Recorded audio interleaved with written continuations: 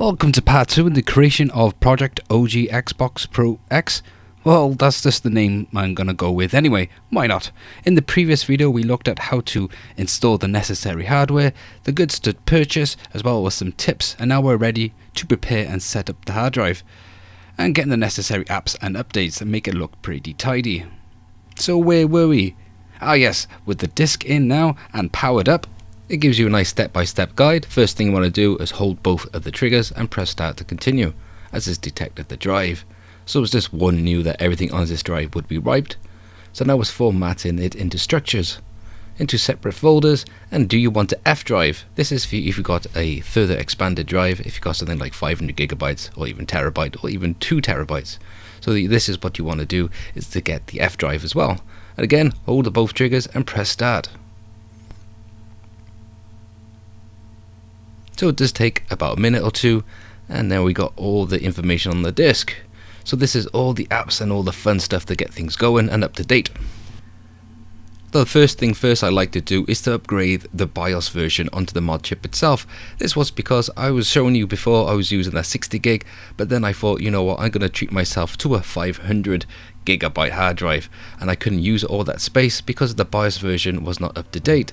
So let's do that first, and there's a lot of versions of mod chips out there, Windbound and Shat Flash. The one that I'm using is the TSOIP Flash, so that's the one I'm going to install first. When it comes to flashing the BIOS on your mod chip, you really have to make sure which mod chip that you own, otherwise you do really risk of breaking the console. So this is just installing the installation files that will load up now shortly. It does take about a minute, and here we go. So there's plenty to choose from with different BIOS versions, so this can get confusing, especially for me, first time getting into this. And there is kind of a default one if you want to go for the Flash 256 BIOS version 1.6. That is a safe go-to to which one, but of course I recommend finding out which one is yours. Because mine is an executor, I was recommended to use a 2.3. So when we click on that, you do have alternate versions. That is the same version, but on the right hand side you will see the alternative BIOS that you can include as well. But you won't have to worry about that unless you start to switch that little switch box that I showed you in the beginning of the video. So it does take a minute or two, and then when it's completed, it will just turn off your Xbox completely. Then you just power it back on. I didn't want to do it because I've already done it. So we're now on to our next step, which is preparing and formatting the hard drive again, because I've updated the BIOS. So as mine has been hard modded, I'm going to go to Chip Flash Xbox Disk Upgrade, and because mine is a PAL console, I'm going to go to New Disk PAL Xbox. Now there is a little code that asks you to activate, which is just XYBX. This is just a security system because you are going to be wiping off everything on the hard drive. So we just want to press OK a bunch of times, give you a bit of warning, and give you more information about what's going to be installing. So I'm a bit of a newbie and not know much more details about that. Now we just do the same process again. Hold the triggers down and press start. So it's formatting the drive, put in the necessary folders. And do you want an F drive again? Here we go. And this does take a couple of minutes, and now it's going to put all the necessary file structures onto the new hard drive. And the first thing it will boot then is the partition program. Now this partition program just shows you the structure of what's going on into your hard drive. So the top one in green, they're just showing you what is the OS folders and things like what the memory card stuff has been saved in.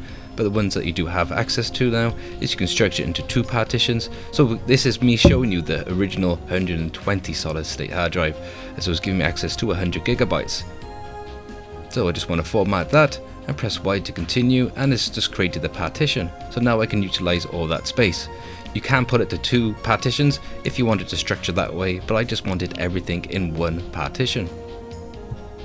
And that's our hard drive all set up and ready. So we want to quit out of here by pressing back, or even turning it off and on with the DVD still in, because there's a fair few things we want to install. Because this is a PAL console, we are limited to only 480i interlace output, and then switching it to an NTSC type of BIOS with using this program called Enigma, we can change the region of it. And this is great because then we can have access to 480p, 720p, and also 1080i resolutions.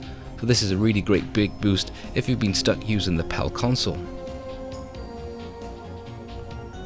So now we got that installed, we want to give it a reboot and get back into this disk menu. There's a couple of things I recommend installing, and one of them is the basic tools. So we want to go to install applications and get the basic ones, because that will give you that DVD to Xbox, which I'll explain a bit more later on in the video. Another great one is the XBMC and also the EMU station. As well, one of my favorites is the XBMC for gamers, but I did struggle with this version on the disc, so I'll explain a bit how to get that program shortly.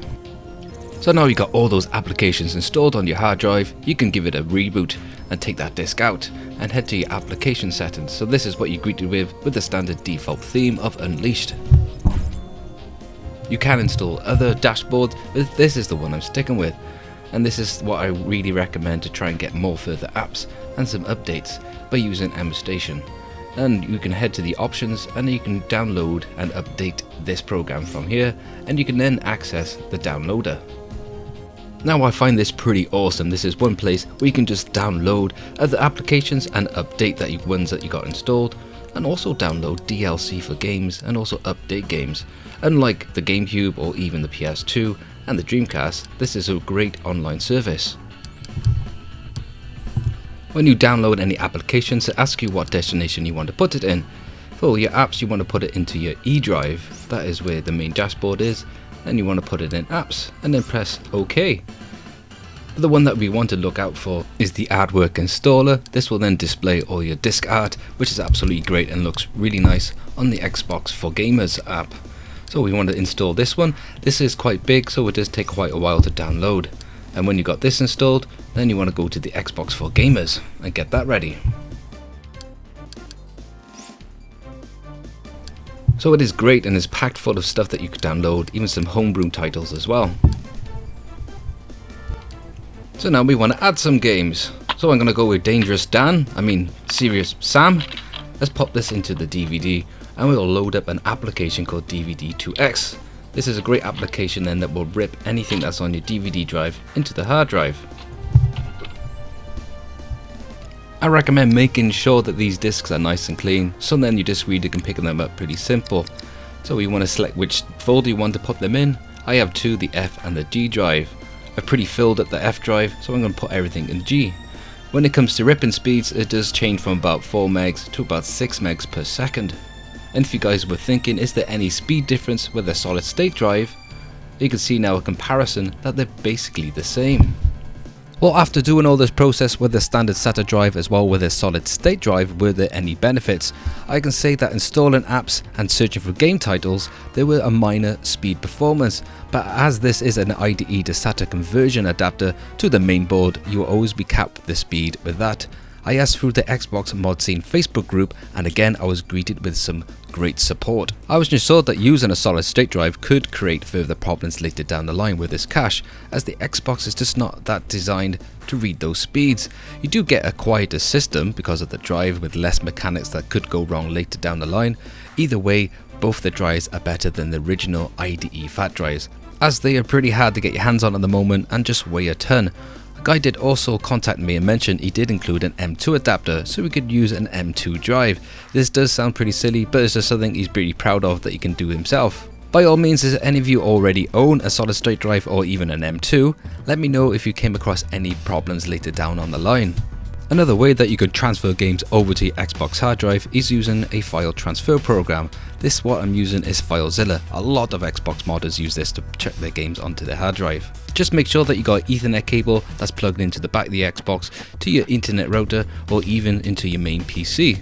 Now I find transfer speeds are definitely better than what you would use into DVD2X. I'm getting around about up to 15 megs per second, which is about 3 times as fast, but it is unstable and it does go down for about 2 to 3 megs a second. Now this is not my preferred way of getting games onto a hard drive. If I could just use a USB to SATA connection and just plug my hard drive straight to my PC and drag and drop, just like any other console that has got a good modding scene, like the PS2 and the Dreamcast and GameCube, you could just drag into an SD card or even to a hard drive. This is because when you've modded original Xbox hard drive, it's formatted in a certain way that the PC cannot recognize. So this is a preferred method to transfer your games over to your Xbox. Now to set this up, it is pretty simple. You see the host, the username and password. To get your host, you just find your IP address that is located onto the dashboard itself, or even better and more stable connection, I find personally, is using the Xbox for Gamers app. There you can find the IP address there, and the username and password is by default Xbox and Xbox. You then connect, and then you find access to all your drives. So then you just put your games into the F drive or D drive into the folder games. Now before I go ahead and boot up for Gamers app, which is a great way to display all your titles, it will be missing all the artwork. So let's go ahead and open up the Xbox artwork installer, and here is a pretty simple way to get all those artwork and the background all done and dusted.